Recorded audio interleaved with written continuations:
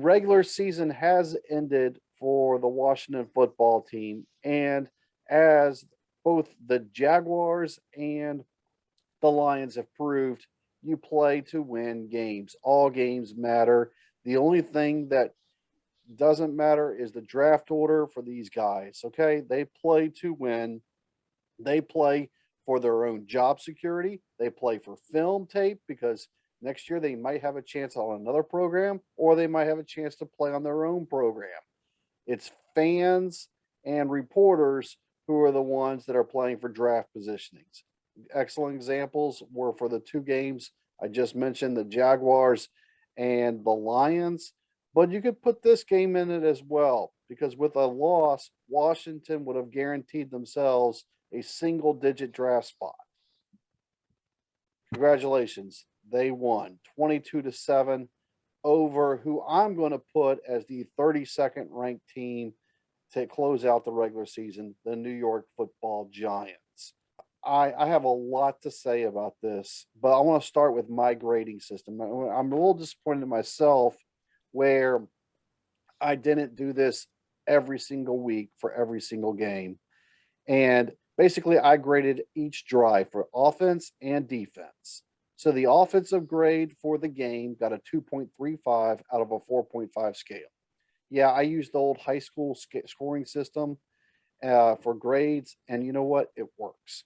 So the Hey, did you offense, use the California system where they don't give out D's and F's anymore? no. Offense was given a 2.35 average off of a 4.5 scale. Defense was given a 3.54 average off of a 4.5 scale. You give up a touchdown, I'm sorry, that's a zero. That's an F on that defensive drive, even if it's their only score they gave up the entire time. Defense also earned a 4.5 with Phil's favorite player, McCain, with a pick six, and they had lots of 3-and-outs as well. Now, Judge could help them with that 4.0 with 3 quarterback sneaks in a row, which the internet's destroying him on. I have a lot we could talk about this game, even if it is just week 18. Skins moved to 7-10. Unfortunately, that's also their 5th straight losing season. I'm going to let you two decide where you each want to go first, and then I'll fill in the blanks of what all I'd like to cover still. Phil, we'll start with you. What would you like to start with? I hate to say this on a Redskin podcast, but I want to start with the Giants. I've watched football for over 50 years, and I have never, ever seen a team with 5 minutes left in the first half with the ball basically take 3 straight knees and punt the ball. Those quarterback sneaks were nothing but take a knee. I've never seen a team quit and give up at that point in the game. It's just mind-boggling on that. I still can't get my head around it that a coach would actually do that.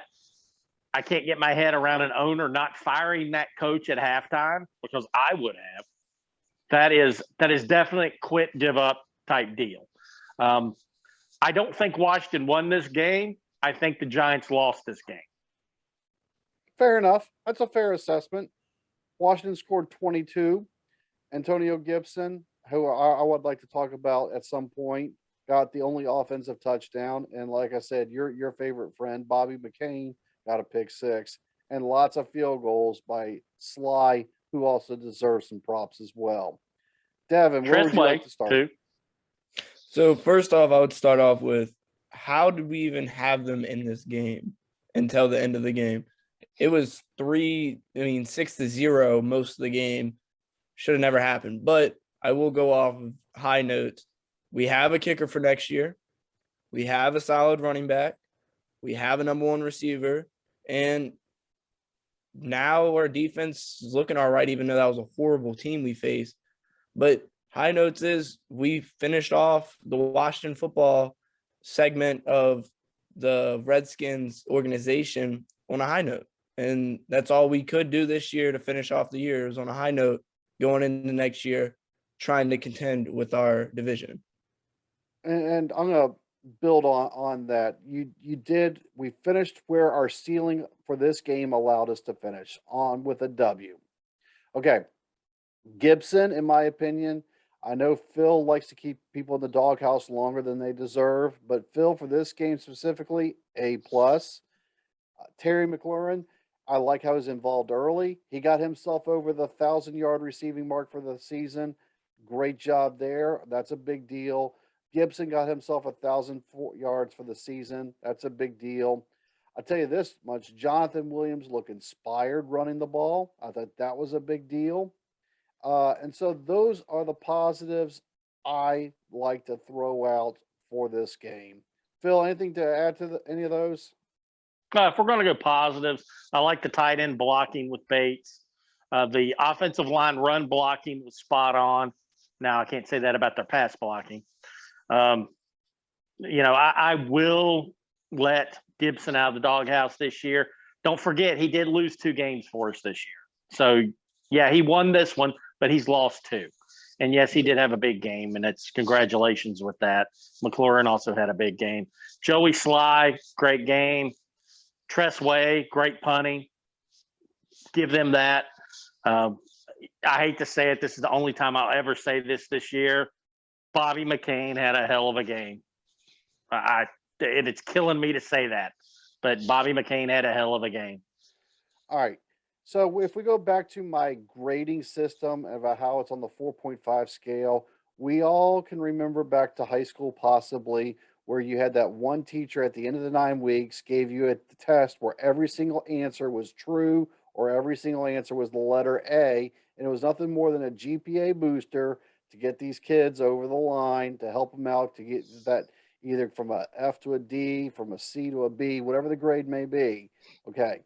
That was the offense of the Giants that the Redskins defense was facing today. Okay. It was that type of scenario. With that said, there was only 4 what I thought pro level tackles made, and I mean this as a compliment because they really didn't have to try that hard. Made throughout the game where you stopped the ball from going to an immediate first down, a touchdown, a longer play, and what have you. 2 of them by Daryl Roberts. The first one by Daryl Roberts set up a hit that still shook the ancestors of the Giants jet sweep on that 4th down stop by Jamin Davis.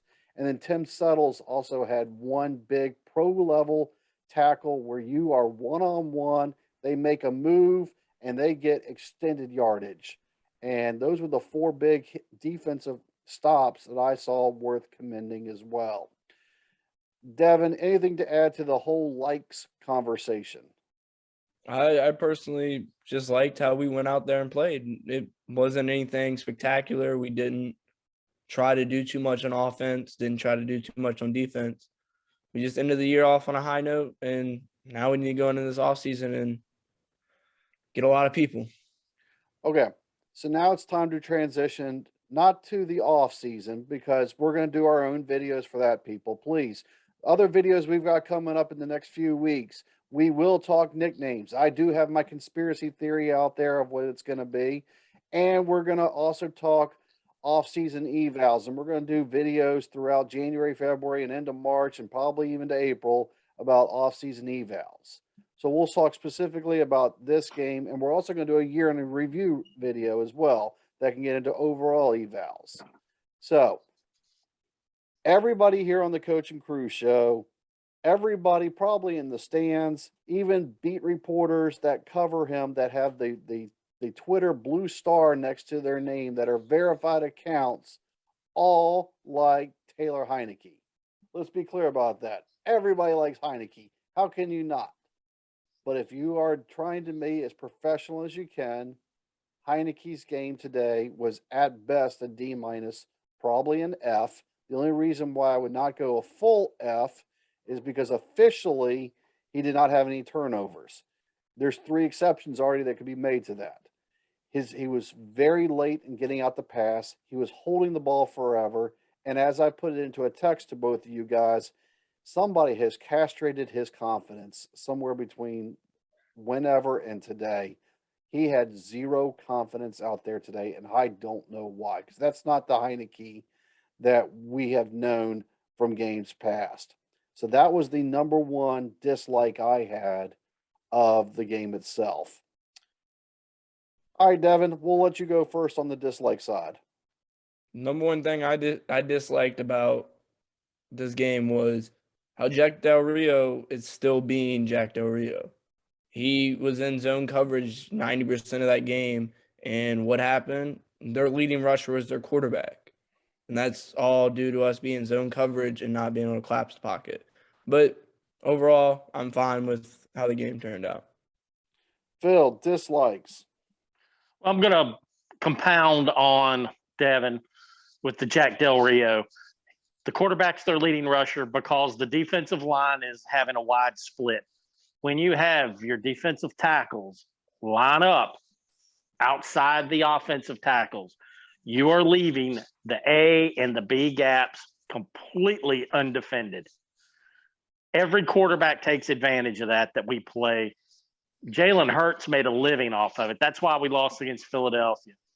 Heck, even an idiot like Jake Fromm. I mean, Georgia Tech beat Jake Fromm. Okay, let's put that in perspective. Jake Fromm even took advantage of that. It's something that every team sees on tape and every team takes advantage of. And Jack Del Rio never makes any changes to eliminate that easy quarterback draw against our defense. That's why we have no pass rush, period. End of story. It is strictly alignment. It is dumb. Go ahead. The easy way to fix that is rush a linebacker. Take a game. They don't do that either. I know. That's the easiest way to fix that. Rush a linebacker. He will not step up in that pocket. He will get clobbered. Or we get to the quarterback. You can do stunts inside with that lineup too. You can do a lot of different things out of that lineup to eliminate that, but they don't. They straight rush from that lineup, and it's completely ridiculous because then you're putting your defensive ends outside. They're basically nines, and they're not going to ever get to the quarterback in today's passing game ever. Period. End of story. It's horrible. Our linebackers played like crap today again. As soon as Cam Curl got hurt in the second half, the Giants actually started to move the ball. So we have zero depth at safety. Forrest and Reeves. Reeves, God knows what he's looking at back there. He got burned really bad on that touchdown. It's bad. Our play is bad. We need to add pieces. We need to have better coaching, especially the DC. OC, I thought that Scott Turner was trash today. In the first half, we were running the ball down their throats. So what should you do? Continue to run the ball down their throats. Hey, I was texting coach the whole game going, okay, Giants are pursuing hard from the backside. We need to go against the flow with a jet sweep opposite direction. We'll catch them by surprise. It'll be a big play. Nah, not going to do that until the end of the game. You got to keep that defense balanced. We ran all over them. He wanted to drop back and pass, let Heineke throw the ball. Heineke had one good throw all game long. Heineke was very bad, very, very bad today. 2 fumbles and an interception, but he got bailed out. He got bailed out with some great plays by his teammates that recovered fumbles, and they ruled him down on one, and then McLaurin knocked the ball out of the defender's hands. So Heineke got bailed out by his teammates, but OC's got to be better. Because after I watched my quarterback play as bad as he did, you come out in the second half with Kyle Allen. You have to bench the guy and bring somebody else in. So I give the coaching staff Fs today. Heineke, he didn't lose the game, but he tried. So I have to give him an F too. And I had to give pass blocking for the offensive line an F also because their pass blocking was crap. And the Giants have no talent whatsoever. So there's no reason why we can't keep our quarterback upright against that team. Heineke held on the ball for an hour and a half. Every play. Every play he held on to the ball. I could tell one of their goals was to shorten the game because they were trying to be time of possession. And that's something they did accomplish was time possession. They were trying to get in, get out, get the W, and move on and shorten the actual time of the game. You could just tell. Washington had 6 offensive possessions in the first half, which is standard, 4 possessions in the second half, which is very light and very small. Now, one was because they lost a possession because of the pick 6, but still, They had limited possessions. Yeah, but Okay. have you seen a worse 2-point conversion attempt ever? That I would need to research, but I would definitely put it in the top 3 worst of all time. But don't challenge me to say the worst ever.